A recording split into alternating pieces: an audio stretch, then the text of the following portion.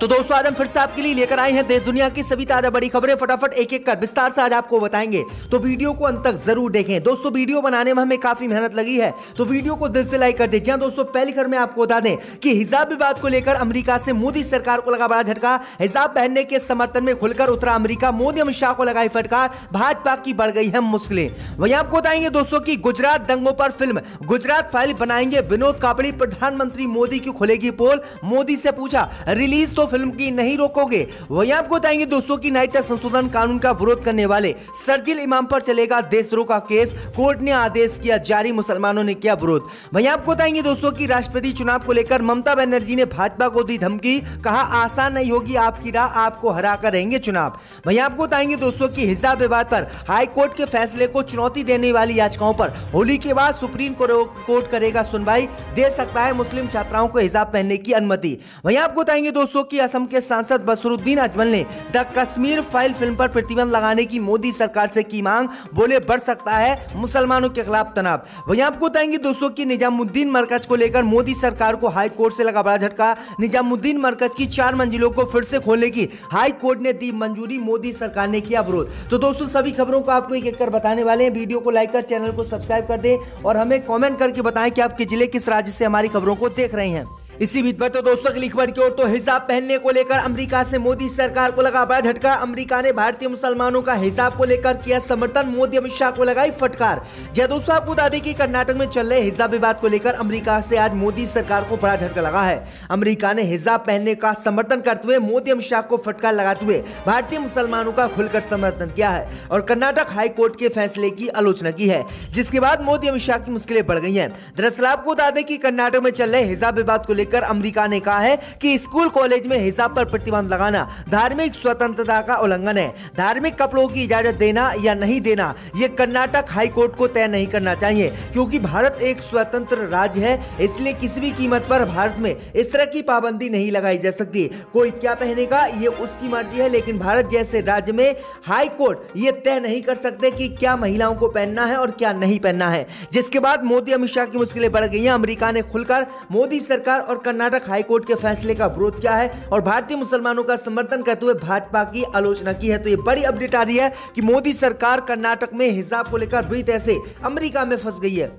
इसी बीच पर तो दोस्तों अगली खबर की ओर, तो गुजरात दंगों पर बनेगी गुजरात फाइल्स, मोदी की खुलेगी पोल, भाजपा की बड़ी मुश्किलें। जय दोस्तों आपको बता दें कि कश्मीरी पंडितों पर बनी विवेक अग्निहोत्री की फिल्म द कश्मीर फाइल इस समय पूरे देश में चर्चा में है। प्रधानमंत्री मोदी ने भी इस फिल्म को देखने के लिए पूरे देश की जनता से मांग की और प्रधानमंत्री मोदी ने आरोप लगाया कि इस फिल्म में जो दिखाया गया है वो कांग्रेस के शासनकाल में छुपाया गया था, क्योंकि उन्हें मुसलमानों से डर था। वहीं आपको बता दें कि बॉलीवुड के एक अन्य निर्देशक विनोद कापड़ी गुजरात फाइल के नाम से अपनी अगली फिल्म बनाने को तैयार हैं। इसे लेकर उन्होंने प्रधानमंत्री मोदी से पूछा है कि अगर मैं गुजरात फाइल पर फिल्म बनाऊं तो आप इस फिल्म को तो नहीं रोकेंगे, आप इस फिल्म को रिलीज तो होने देंगे। वहीं आपको बता दें कि गुजरात में 2002 में हिंदू मुस्लिम के दंगे हुए थे, जिसमें लगातार मुसलमानों को बहुत बुरी तरीके से मारा गया था और दुनिया भर से जो है मुसलमान भाग गए थे और पूरी दुनिया में ये चर्चा हुआ था। और 2002 में ही प्रधानमंत्री मोदी गुजरात के सीएम थे। उसी समय प्रधानमंत्री मोदी पर यह भी आरोप लगे कि प्रधानमंत्री मोदी ने जानबूझकर मुसलमानों को मरवाया था। इसके बाद अब गुजरात दंगों पर गुजरात फाइल फिल्म बनाने के लिए विनोद कापड़ी ने ऐलान किया है, जिसके बाद मोदी की मुश्किलें बढ़ गई हैं और मोदी बुरी तरह से अब इस फिल्म को लेकर बौखला है, क्योंकि मोदी की पोल इसमें खुल जाएगी। तो ये बड़ी अपडेट आ रही दोस्तों। इसी बीच पर तो दोस्तों अगली खबर की ओर, तो निजामुद्दीन मरकज को लेकर मोदी सरकार को लगा बड़ा झटका। निजामुद्दीन मरकज की 4 मंजिलों को खोलने की कोर्ट ने दी इजाजत। जल्द दोस्तों आपको बता दें कि दिल्ली में कोरोना वायरस का कहर अब नियंत्रण में है और संक्रमण के मामले काफी कम सामने आ रहे हैं। ऐसे में दिल्ली हाई कोर्ट ने बुधवार को तबलीगी जमात और निजामुद्दीन मरकज को लेकर मोदी सरकार को बड़ा झटका दिया। दरअसल आपको बता दें कि दिल्ली हाई कोर्ट ने बुधवार को इस सप्ताह के अंत में शब बारात त्योहार के मद्देनजर निजामुद्दीन मरकज की 4 मंजिलों को फिर से खोलने की अनुमति दे दी है। परिसर में कोविड पॉजिटिव मामलों में तेजी आने के बाद 3 मार्च 2020 से ही मरकज को मोदी सरकार ने जबरदस्ती बंद कर दिया था। दुनिया भर के सभी धार्मिक स्थलों को मोदी सरकार ने खोलने की इजाजत दे दी थी, लेकिन निजामुद्दीन मरकज को मोदी सरकार ने अब तक खोलने की इजाजत नहीं दी। वहीं आपको बता दें कि निजामुद्दीन मरकज को खोलने के लिए हाई कोर्ट मुस्लिम समुदाय पहुंचा, वहां पर याचिका डाली। उसके बाद हाई कोर्ट ने मोदी सरकार से जवाब मांगा कि आखिरकार आपने सब चीज खोलने की इजाजत दे दी है, तो आखिरकार निजामुद्दीन मरकज को आप क्यों नहीं खोलने दे रहे हैं। जिसके बाद मोदी सरकार ने कोई जवाब नहीं दिया। उसके बाद हाई कोर्ट ने अपनी मर्जी से ही निजामुद्दीन मरकज की 4 मंजिलों को फिर से खोलने का ऐलान कर दिया। तो ये बड़ी अपडेट आ रही है, मोदी सरकार को बड़ा झटका कोर्ट ने दिया है। इसी बीच पर तो दोस्तों अगली खबर की ओर, तो हिजाब विवाद पर हाई कोर्ट के फैसले को चुनौती देने वाली याचिकाओं पर होली बाद सुनवाई करेगा सुप्रीम कोर्ट। जल्द दोस्तों आपको बता दें कि हिजाब विवाद पर आई कर्नाटक हाई कोर्ट के फैसले को चुनौती देने वाली याचिकाओं पर होली के बाद सुप्रीम कोर्ट में सुनवाई होगी। सुप्रीम कोर्ट ने बुधवार को कहा कि होली के बाद कर्नाटक हाई कोर्ट के आदेश को चुनौती देने वाली अपीलों को सुनवाई के लिए सूचीबद्ध किया जाएगा, जिसमें शैक्षणिक संस्थानों में हिजाब पर प्रतिबंध के खिलाफ याचिकाएं खारिज कर दी गई थी। वहीं आपको बता दें कि कर्नाटक हाई कोर्ट ने राज्य में स्कूल कॉलेजों में हिजाब पहनने पर प्रतिबंध को बरकरार रखा था। हाई कोर्ट ने अपने आदेश में कहा था कि हिजाब इस्लाम का हिस्सा नहीं है, अतः स्कूल कॉलेजों में हिजाब किसी भी कीमत पर नहीं पहनने दिया जाएगा और ड्रेस कोड को ही लागू किया जाएगा। मैं आपको बता दें कि इसी फैसले के खिलाफ सुप्रीम कोर्ट मुस्लिम लड़कियां पहुंची और मुस्लिम लड़कियों ने याचिका डाली। ये आपको बता दें कि अब सुप्रीम कोर्ट ने कहा है कि वह होली के बाद इन याचिकाओं पर सुनवाई करेगा। उम्मीद जताई जा रही है कि सुप्रीम कोर्ट मुस्लिम छात्राओं को हिजाब पहनने की अनुमति दे सकता है। इसी बीच पर तो दोस्तों अगली खबर की ओर, तो अखिलेश यादव का द कश्मीर फाइल फिल्म पर हमला। बोले द कश्मीर फाइल फिल्म बन सकती है तो लखीमपुर फाइल फिल्म क्यों नहीं बन सकती। दोस्तों आपको बता दें कि द कश्मीर फाइल फिल्म को लेकर शुरू हुआ सियासी विवाद थमता नजर नहीं आ रहा है। यूपी के पूर्व मुख्यमंत्री और समाजवादी पार्टी के अध्यक्ष अखिलेश यादव ने बुधवार को कहा कि अगर कश्मीर पर फिल्म द कश्मीर फाइल बन सकती है तो लखीमपुर फिल्म लखीमपुर फाइल क्यों नहीं बन सकती। बता दें कि प्रधानमंत्री मोदी और उनकी कैबिनेट इस फिल्म को जमकर प्रमोट कर रहे हैं। वहीं बीजेपी शासित कई राज्यों में ये मूवी टैक्स फ्री भी हो चुकी है। वहीं आपको बता दें कि अखिलेश यादव ने इसी को लेकर हमला बोला। अखिलेश यादव ने कहा कि अगर सरकार को टैक्स फ्री करना है तो देश की जनता की अन्य चीजों पर टैक्स फ्री करना चाहिए, लेकिन मोदी सरकार सिर्फ राजनीति कर रही है और फिल्मों को प्रमोट कर रही है। इसी बीच पर तो दोस्तों अगली खबर की ओर, तो नागरिकता संशोधन कानून का विरोध करने वाले शरजील इमाम पर चलेगा देशद्रोह का केस, कोर्ट ने आदेश किया जारी।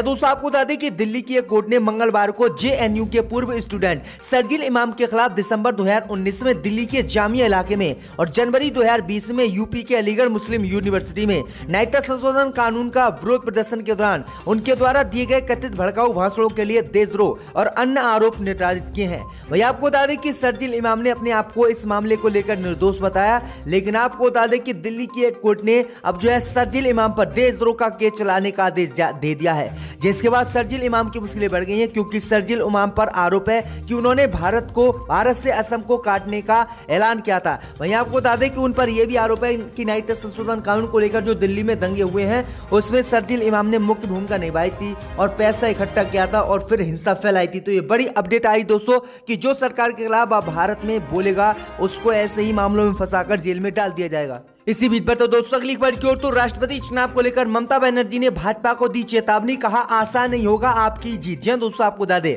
कि पश्चिम बंगाल की मुख्यमंत्री और टीएमसी मुखिया ममता बनर्जी ने कहा है कि हाल ही में हुए विधानसभा चुनाव में भाजपा की जीत के बावजूद राष्ट्रपति चुनाव के लिए उसकी राह आसान नहीं होगी।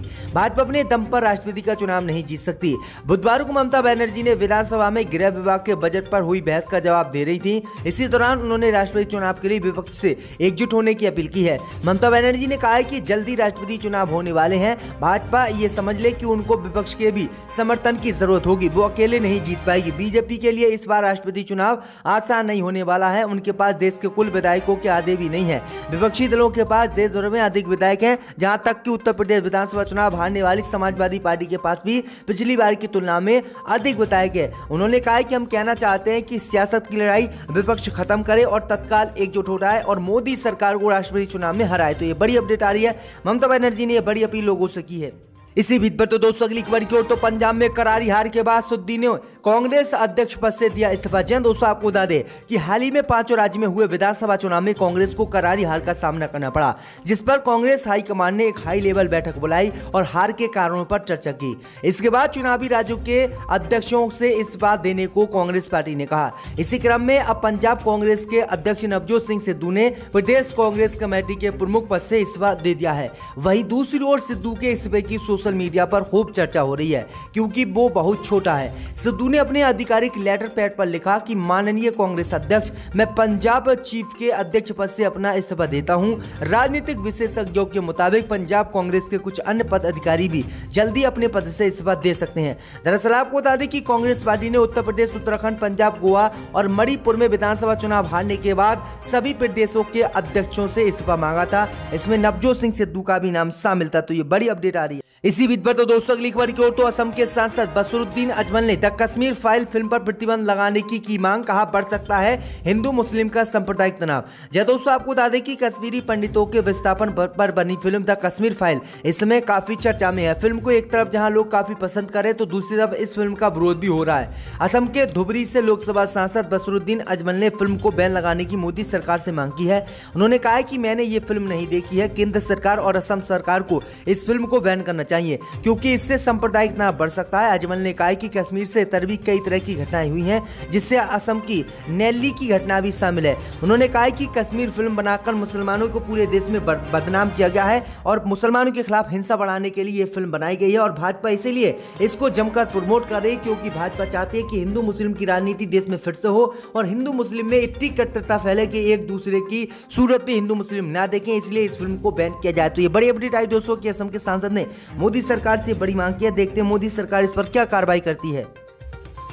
यहां पर आकर अपने फाइल